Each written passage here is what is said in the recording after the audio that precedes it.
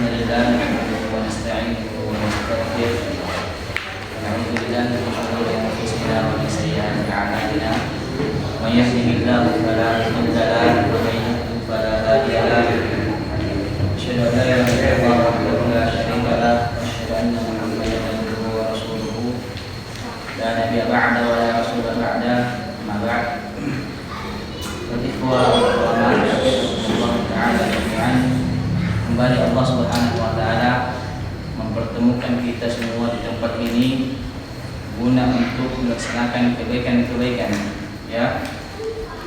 Dan ini merupakan nikmat yang Allah Subhanahu Wa Ta'ala berikan kepada kita, atau nikmat yang sangat besar, ya, yaitu Allah Subhanahu Wa Ta'ala masih menyibukkan kita dalam kebaikan-kebaikan, di mana terkadang banyak manusia, ya, yang mereka sibuk dengan dunianya mereka, yang mereka sibuk dengan perdagangan mereka, sibuk dengan harta-harta mereka, atau bahkan sebagian dari mereka justru disibukkan dalam keburukan-keburukan, ya.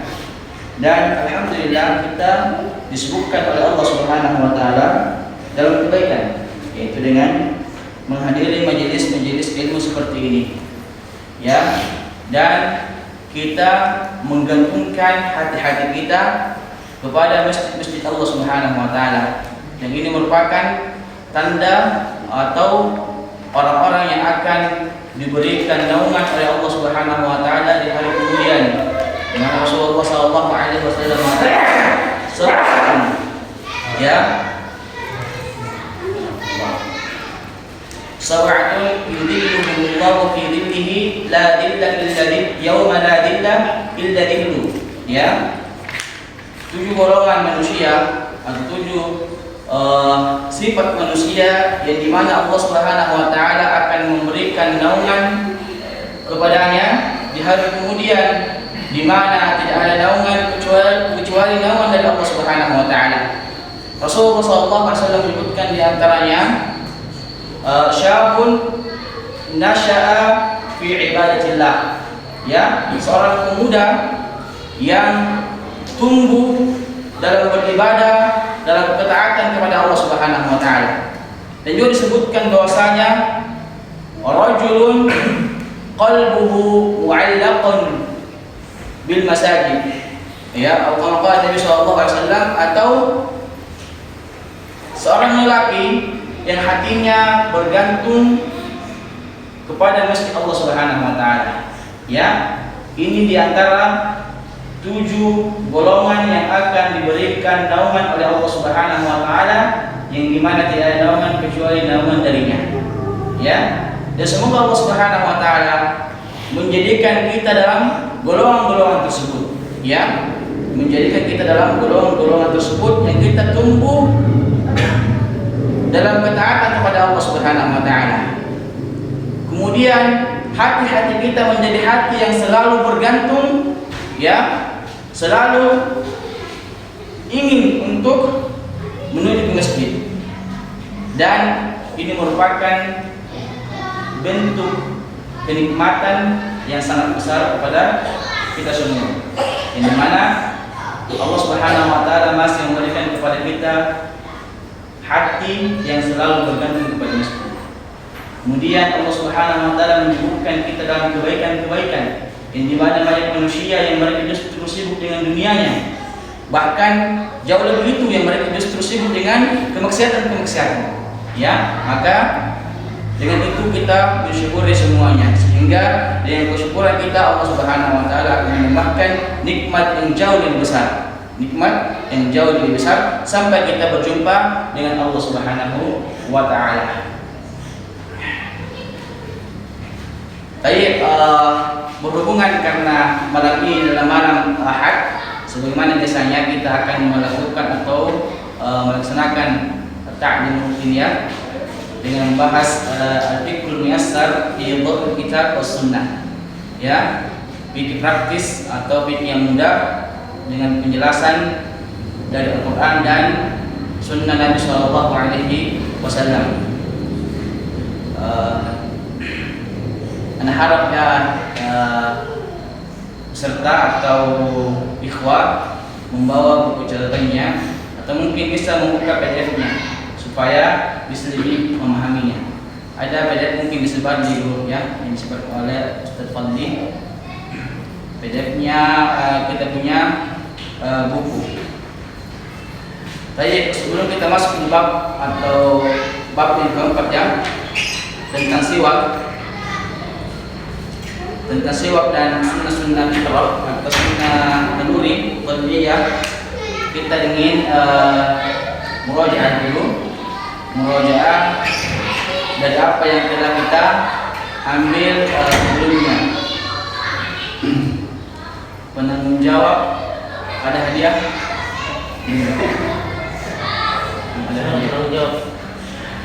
Tadi siapa yang bisa menyebutkan 5 saja ya hal-hal yang diharamkan ketika kita buang hajat.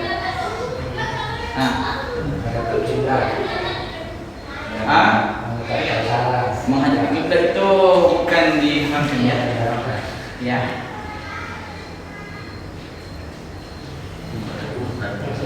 Nah, yang pertama adalah diharamkan membuang kotoran di jalan kepada manusia ya. Di bawah pohon, tempat mengalir air, tempat tergenangnya air, tempat air tergenang. Nah, salah satu tempat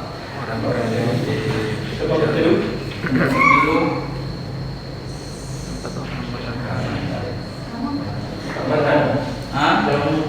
jalan umum, mumtaz, barakallahu fiik. Ya. Siapa penanggung jawab? Bangga.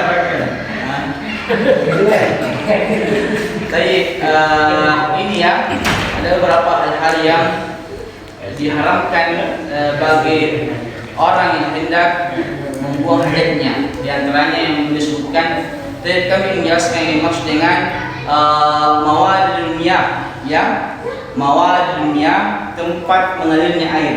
Jadi dimaksud tempat mengalirnya air adalah tempat air yang dimana manusia memanfaatkannya, ya, mengambil manfaat darinya. Entah dia pakai minum, entah pakai mandi dan lain-lainnya. Adapun kalau seperti memang air got, ini bukan mawadil miyah ya, bukan tempat mengalirnya air, tapi tempat pembuangan. Pembuangan orang memang ya, bukan tempat pembuangan, bukan tempat mengalirnya air. Jadi perlu dipahami ya, jangan sampai kita memahami tempat mengalirnya air, semua tempat mengalirnya air kita diharamkan untuk buang hajat. Seperti selokan misalnya, tidak. Tapi yang dimaksud adalah tempat mengalirnya air, air yang dimana manusia mengambil manfaat darinya, ya, atau mata air PDAM yang sungai, ya, yang air jernih murni. Adapun seperti selokan atau sungai yang memang dikenali sebagai tempat pembuangan, maka tidak termasuk dalam perkara ini, ya, ini juga harus dipahami. Tapi insyaallah ya, kita akan kasih hadiah langsung insyaallah. Ada sebenarnya cuma kami lupa bawa. Ya, insyaallah ya. Ada hadiah sebenarnya kami cuma kami lupa bawa ya. Baik,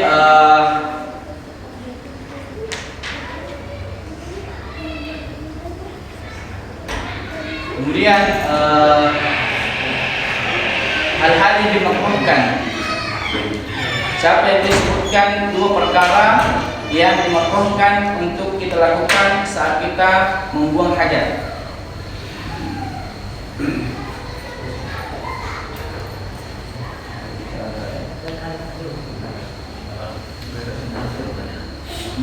Bicara apalagi pada kiblat. Kita jadi masuk sebanyak penerangan, ya, cuma jadi dibahas di adab istiqbal kiblah, menghadap kiblat saat buang hajat, ya. Tadi kalam, berbicara, kemudian mengarah tempat arah angin. Artinya kita melawat itu arah angin. Karena kenapa? Di sini disebutkan jangan sampai kencing yang kita buang itu justru berpaling ke kita, yang justru akan membuat kita ternajisi. Ya, sehingga dimakruhkan. Ini mungkin untuk merojaahnya, jadi perlu merojaah ya. Tayyib, mungkin ikhwah bawa catatan sehingga kita punya pegangan ya dalam beribadah. Ini kita masih di bab yang mudah-mudah, bab masih sebelum wudu ya. Jadi sebenarnya inti dari bab ini adalah ibadah dan intinya. Tapi sebelum kita melaksanakan ibadah, perkara-perkara yang menunjang ibadah itu harus kita bahas juga. Contohnya ini menghadap, kemudian air-air yang dapat digunakan untuk berwudu atau mandi ya. Itu semua penunjang-penunjang dalam beribadah. Tadi kita masuk di bab keempat. Mengarang buku mengatakan al-babur rabi' fi siwaki wa sunani al-fitrah. Ya, bab yang keempat tentang siwak dan sunnah-sunnah fitrah atau naluri atau sunnah-sunnah tabi'iyah. Ya, sunnah-sunnah tabi'iyah yang dimana dia diciptakan dengan fitrah tersebut. Tayyib, as-siwak ya, banyak dalil-dalil yang menjelaskan tentang keutamaan tentang bersiwak ya, dan insyaallah kita akan bahas beberapa dalil. Namun perlu kita ketahui bahwasanya siwak ada dua ya, siwak ada dua. Yang pertama al-alah, alatnya. Jadi as-siwak, apa yang dimaksud dengan bersiwak ya? Apa yang dimaksud dengan siwak? Yang pertama adalah al-alah, alatnya. Seperti yang panjang-panjang itu atau akar arak, pohon arak ya. Kemudian yang kedua al-fi'il, perbuatannya, yaitu menggosok.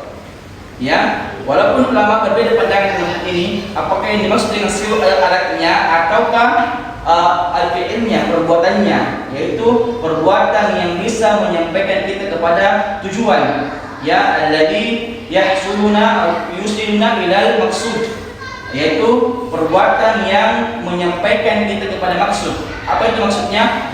An-nadhafah, membersihkan gigi. Jadi di sini kita paham bahwasanya as-siwak ya, ketika dibahas tentang siwak, hadis-hadis tentang siwak, maka dua, entah alatnya atau entah fi'ilnya, perbuatannya, entah dengan gigi atau dengan tangan. Yang jelas sampai kepada tujuan. Apa tujuannya? Membersihkan gigi. Jadi itu tujuannya. Tayyib, pengarang buku mengatakan as-siwak huwa istimalu 'udin aw nahwihi bil asnani aw al-latati. Jadi kata pengarang buku ya, beliau lebih condong kepada al-fi'il, perbuatannya ya, adalah menggunakan perbuatan ya, menggunakan kayu atau sesuatu yang serupa dengannya dalam membersihkan gigi atau gusi. Jadi as-siwak ya, ini menggabungkan ya, sebagaimana yang dikatakan tadi bahwasanya siwak itu entah alatnya atau yang ma'ruf dengan yang biasa dijual itu siwak atau akar arak, atau fi'ilnya atau perbuatannya.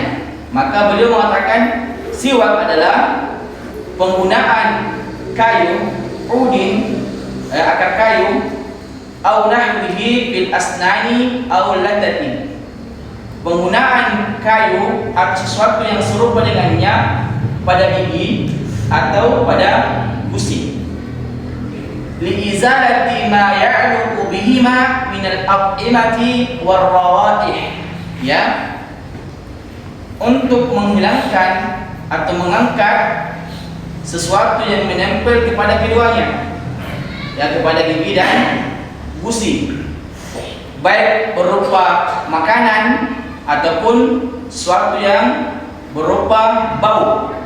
Jadi tujuannya untuk mengangkat, menghilangkan sesuatu yang melekat, menempel pada gigi dan gusi, baik dari makanan maupun berupa bau.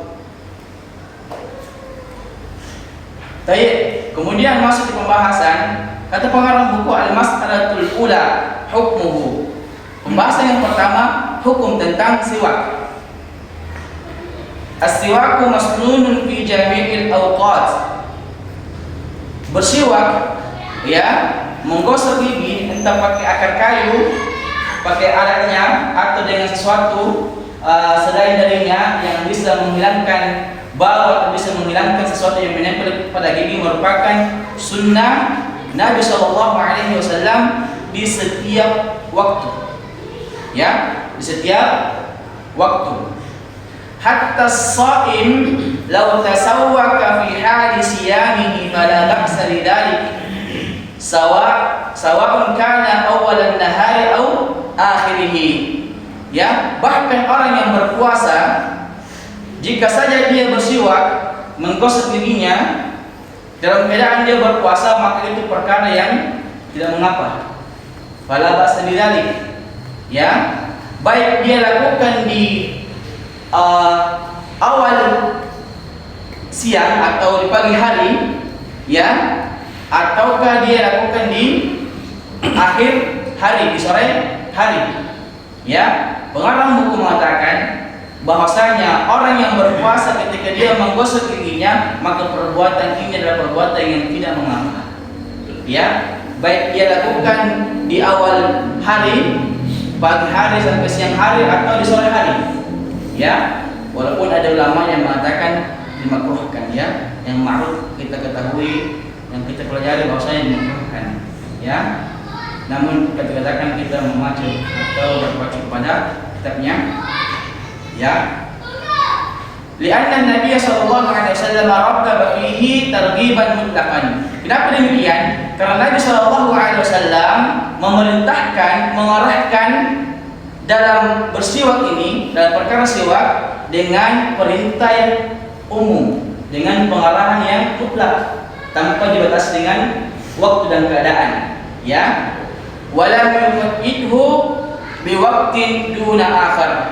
Ya, Nabi sallallahu alaihi wasallam tidak mengikat, ya, dengan waktu tanpa waktu yang lainnya. Artinya Nabi sallallahu alaihi wasallam memerintahkan untuk bersiwak, mengarahkan umatnya untuk bersiwak, ya, tanpa ada waktu-waktu tertentu. Makanya pengarang buku mengatakan bahkan dalam berpuasa atau orang yang berpuasa ketika dia menggosok giginya, maka tidak mengapa dia lakukan, ya.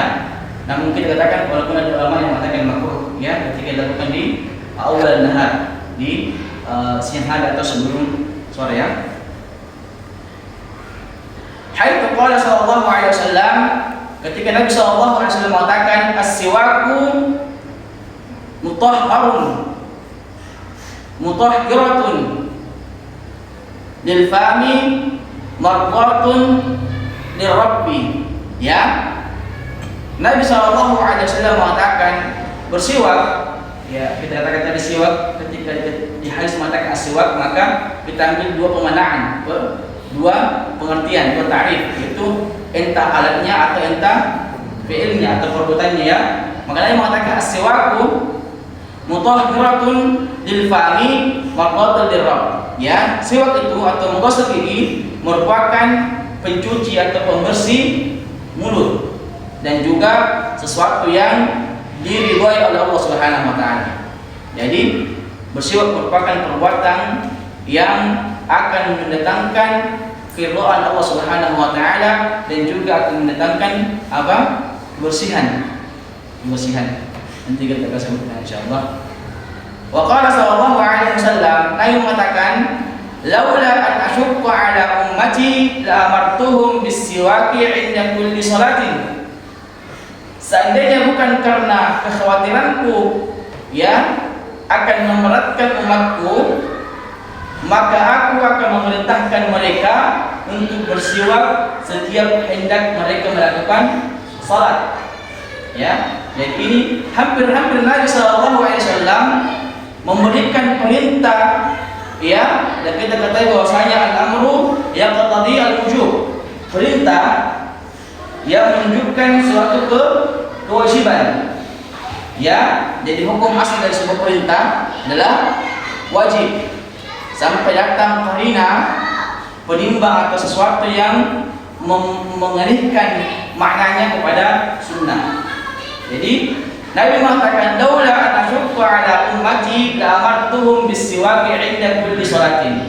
Seandainya bukan karena kekhawatiran ya akan memberatkan umatku, maka aku akan memerintahkan mereka untuk bersiwak di setiap mereka hendak melakukan salat. Di hadis lain hendak berwudu. Ya, di hadis lain Nabi mengatakan setiap mereka berwudu. Setiap mereka berwudu. Jadi ini merupakan perbuatan yang sangat dianjurkan oleh Nabi Shallallahu Alaihi Wasallam, ya, oleh Nabi Shallallahu Alaihi Wasallam.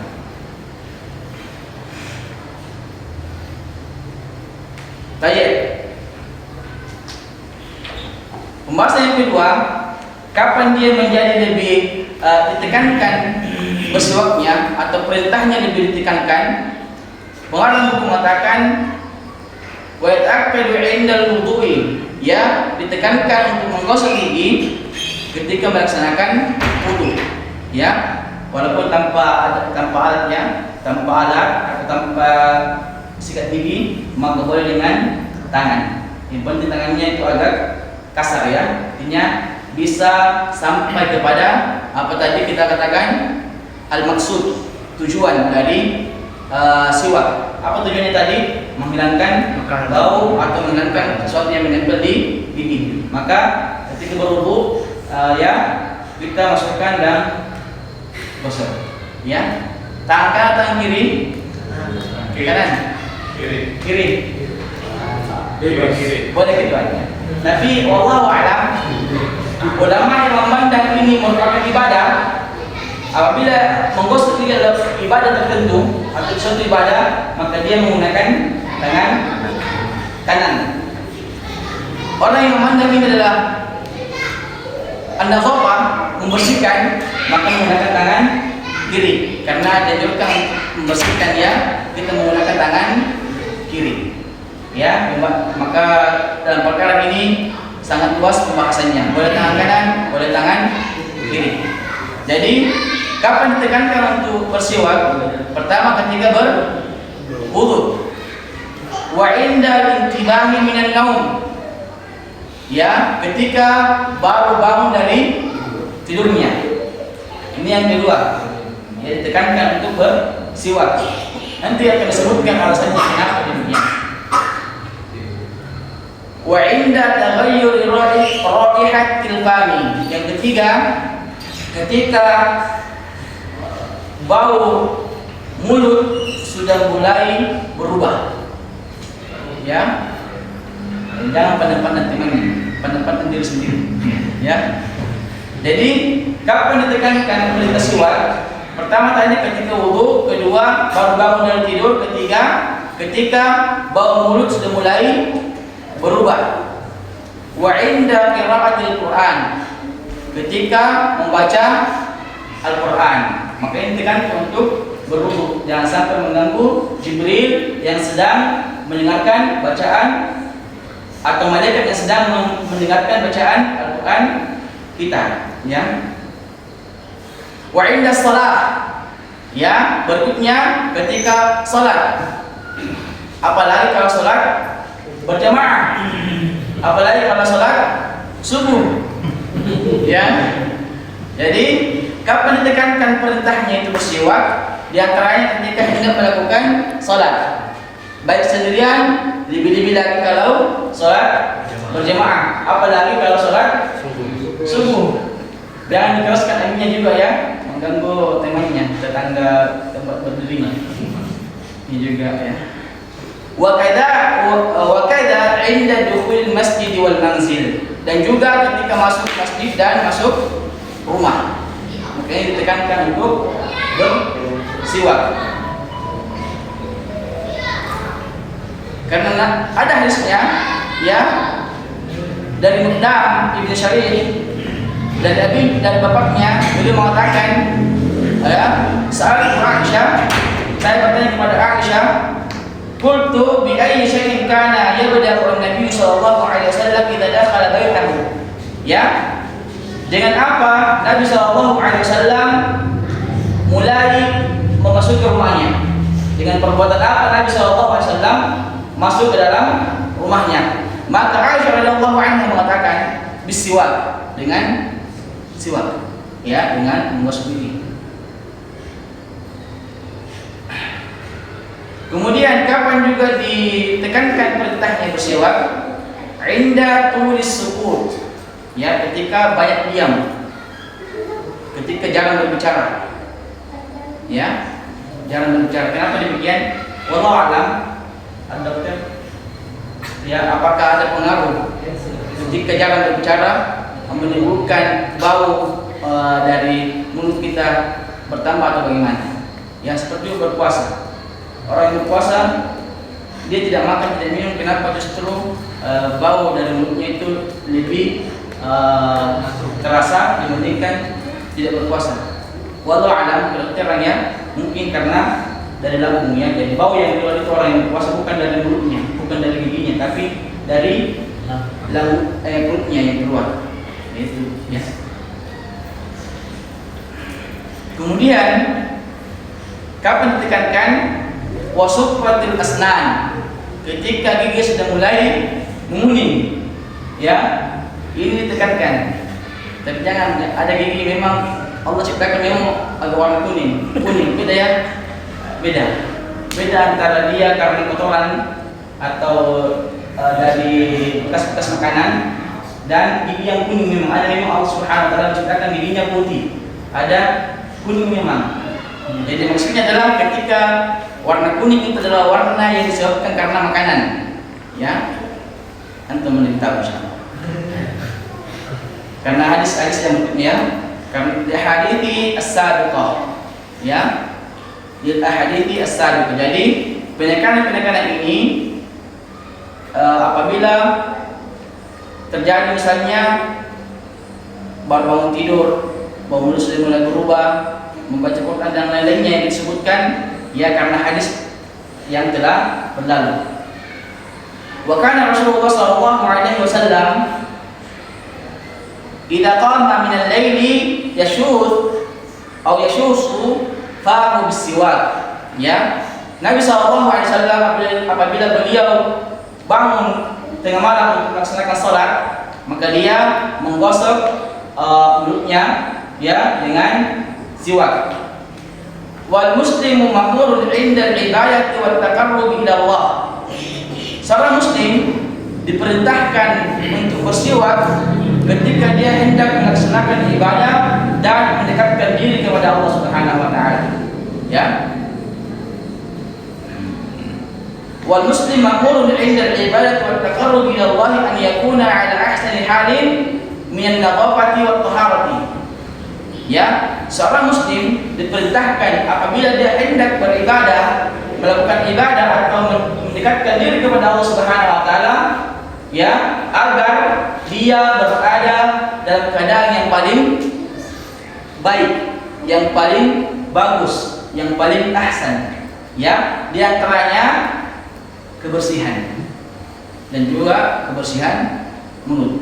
Maka kaum muslimin diperintahkan ketika dia hendak beribadah atau mendekatkan diri kepada Allah Subhanahu wa taala, maka dia mendatangi Allah Subhanahu wa taala, mendatangi ibadah dengan keadaan yang paling baik, keadaan yang paling bagus, ya. Di antaranya kebersihan atau kebersihan mulutnya.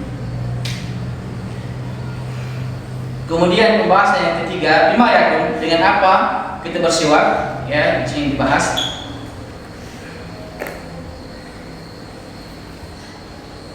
Disunahkan, ya, yang disunahkan memang adalah dengan kayu yang kering, ya, yang tidak merusak gigi dan gusi. Memang ini disunahkan, ya, siwak. Mungkin ada yang selalu pakai siwak, masya Allah. Wala yajarrah al-fam, dan juga tidak melukai mulut. Jadi yang kita gunakan untuk bersiwak adalah yang sunnahnya dengan siwak sendiri atau alatnya yang kayu, ya, atau akar yang kering. Yang jelas dia tidak melukai dan juga tidak membuat gigi atau mulut berdarah. Ya. Fa inna Nabiy sallallahu alaihi wasallam yastaqu bi'udin atau bi'udi arak.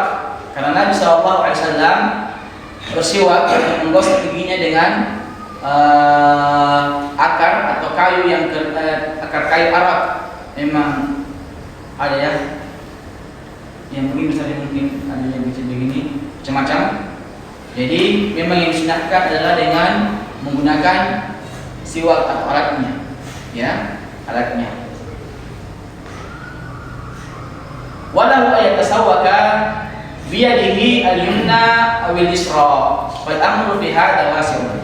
Ya, boleh juga bagi seorang muslim bersiwak dengan tangan kanannya atau dengan tangan kirinya. Nah, maka beliau mengatakan dalam perkara ini sangat puas anunya, perkaranya, boleh dengan siwak alatnya, boleh dengan tangan, boleh dengan sikat gigi dan lain-lainnya. Ya, yang jelas tadi sampai kepada maksudnya, yaitu menghilangkan sesuatu yang tertempel pada gigi atau gusi. Baik, kita habiskan ya bab siwak sebelum kita masuk di insyaallah pekan depan kita lanjutkan di bab atau permasalahan sunnah-sunnah fitrah. Ya, sunnah-sunnah fitrah. Kita habiskan tentang siwak. Fa illam yakun 'indahu 'udun yastaqu bihi halal wudu'i ajza'uhu at-tasawwuk bi asbihi kama rawa dzalika Ali bin Abi Thalib radhiyallahu anhu fi sifat wudu'i Nabi sallallahu alaihi wasallam. Apabila seorang muslim ya tidak mempunyai kayu kering ya yang dia gunakan untuk bersiwak ketika berwudu, ya, kata pengarang buku ajza'uhu at-tasawwuk bi asbihi, maka sudah cukup apabila dia bersiwak dengan tangannya, dengan jarinya, sebagaimana yang diriwayatkan oleh Ali bin Abi Thalib radhiyallahu anhu dalam sifat wudu Nabi sallallahu alaihi wasallam. Maka apabila dia tidak mempunyai akar kayu ya atau siwak alatnya ya, ketika kita hendak berwudu maka boleh kita menggunakan tangan. Boleh menggunakan tangan agar kita mendapatkan pahala dan juga ittiba' bi sunnati Nabi sallallahu alaihi wasallam. Kemudian apa kaidahnya? Wa min ahammiha ma warada fil hadits as-sabiq. Jadi faedahnya dalam bersiwak yang paling penting adalah apa yang datang dari hadis Nabi sallallahu alaihi wasallam yang kita sebutkan tadi. Apa itu? Annahu mutahhiratun lil fami fid dunya mardatun lir rabbi fil akhirah. Jadi bersiwak adalah membersihkan, apa adanya, membersihkan mulut ya di dunia dan akan mendatangkan keridhaan Allah Subhanahu wa taala di akhirat. Ya, ini yang paling penting atau urgensi dari bersiwak. Urgensi dari bersiwak. Fayambaghi lil muslim an yata'ahada hadhihi sunnata wa la yatrukaha lima fiha min fawaid 'azimatin. Ya, maka sangat pantas seorang muslim untuk menjaga sunnah ini. Ya, untuk menjaga sunnah ini, yaitu bersiwak, dan jangan dia meninggalkannya karena di dalamnya ada faedah-faedah yang sangat besar. Ya, yang tadi kita sebutkan akan mendatangkan keridhaan Allah Subhanahu wa taala di hari kemudian. Wa qad yamurru 'ala ba'd al-muslimina muddatan min al-waqti kasyahri wasyahraini wa hum lam yatasawwaqu imma takasulan aw imma jahlan. Ya, dan bisa saja ya seorang muslim atau sebagian dari kaum muslimin dia melalui waktu-waktunya ya entah sebulan atau 2 bulan dan mereka tidak menggosok giginya. Ini berbahaya. Wahum lam yatasawwaku, dan mereka belum menggosok gigi. Imma takasulan atau wa imma jahlan, entah karena kemalasannya atau karena kebodohannya. Wa haula qad fatahumul ajru al-'azimu wal fawaidu al-katsira. Maka mereka ini ya kita sebutkan tadi adalah orang-orang yang meninggalkan bersiwak sebulan atau 2 bulan. Kata orang, mereka adalah orang-orang yang sungguh telah kehilangan pahala yang sangat besar dan faedah-faedah yang banyak. Kita bisa ya. Kenapa demikian? Bisa tarkihim hadhihi sunnah allati kana yuhafizu 'alaiha an-nabiy sallallahu alaihi wasallam. Ya, kenapa mereka kehilangan pahala yang besar? Kemudian kehilangan faedah-faedah yang banyak karena mereka meninggalkan sunnah yang dimana Nabi SAW sangat menjaga sunnah tersebut. Apa itu? Siwak. Bahkan dikatakan setiap beliau masuk rumah, beliau melakukan siwak. Sebagaimana yang diriwayatkan oleh Aisyah radhiyallahu anha. Wa kada ya'muru biha ummatahu amra ijabin laula khawful masyaqqah. Ya, bahkan sampai Nabi SAW hampir memerintahkan umatnya dengan perintah yang menunjukkan kewajiban. Ya, seandainya bukan karena kekhawatiran Nabi SAW akan memberatkan umatnya, maka beliau akan memerintahkannya bersiwak atau menggosok giginya setiap kali hendak sholat atau setiap kali melakukan wudu.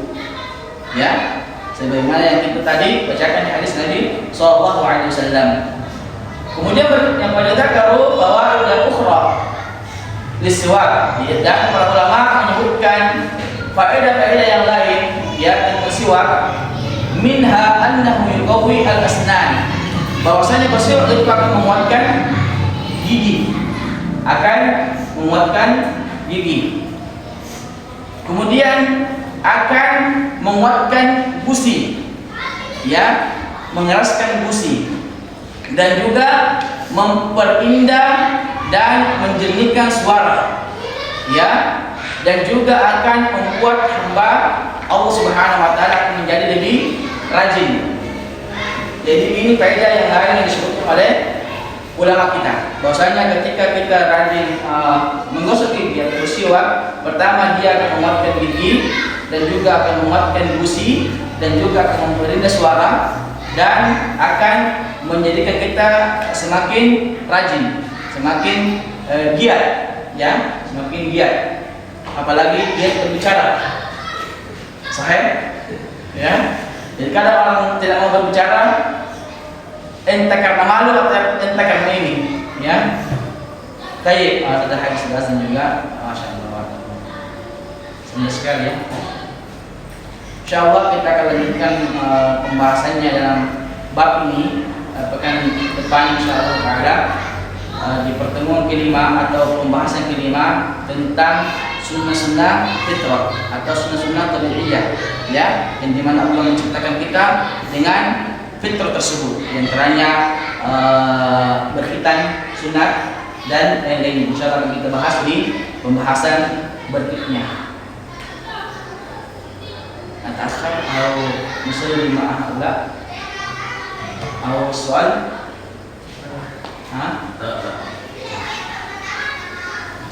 pertanyaan? Lah, kelas ya. Bagaimana kan yang dibahas itu cuma siwak. Sekarang menggunakan aspek hidup. Apakah ada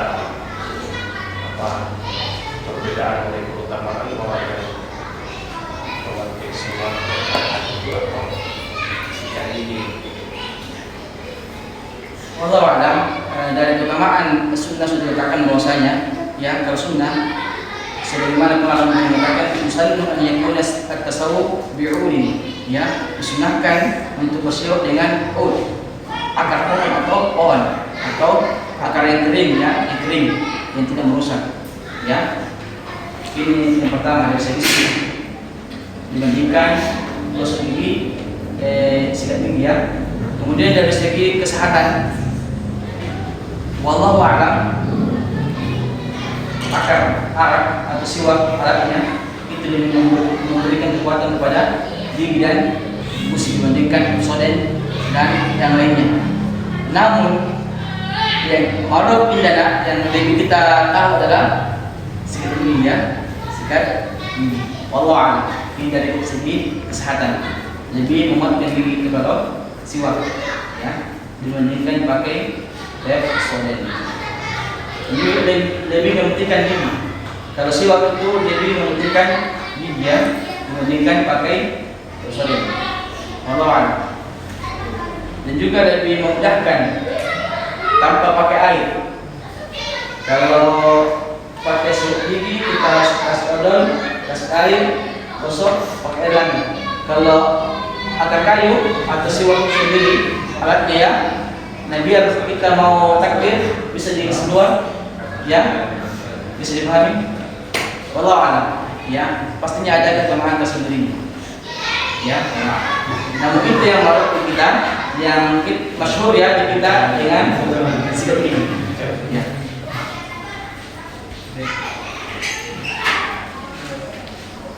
Terkait dengan proses membersihkan gigi pada saat wudhu, Ustaz, apakah bisa dia kencang dalam wudhu itu membersihkan gigi atau sebelum kita melaksanakan wudhu kita membersihkan gigi dulu?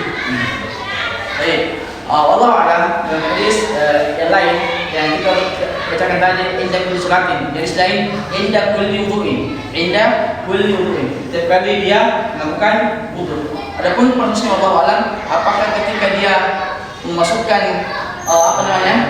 air ke mulutnya kemudian dia menggosoknya ataukah sebelumnya, wallahu a'lam, saya tidak tahu. Wallahu a'lam. Mungkin terserah boleh sebelumnya atau boleh saat itu. Namun jelas dari indah kulli sholatin ya, yang jelas intinya bersiwak ya, tujuannya adalah bersiwak. Entah dia lakukan sebelum wudu atau sebentar berwudu atau setelah berwudu. Yang jelas tujuannya adalah bersiwak. Karena Nabi SAW atau hadis-hadis atau riwayat datang dengan bentuk yang berbeda. Kadang Nabi mengatakan setiap kali sholat, setiap kali berwudu, atau bahkan setiap kali hendak masuk rumah beliau itu bersiwak. Allah a'lam. Ya. Sudah mungkin ya? Sudah masuk waktunya. Tapi kita akan lanjutkan ke depan insyaallah dengan pembahasan sunnah fitrah. Naktafi bihadzal qadar, subhanakallahumma wa bihamdika, asyhadu an la ilaha illa anta, astaghfiruka wa atubu ilaik.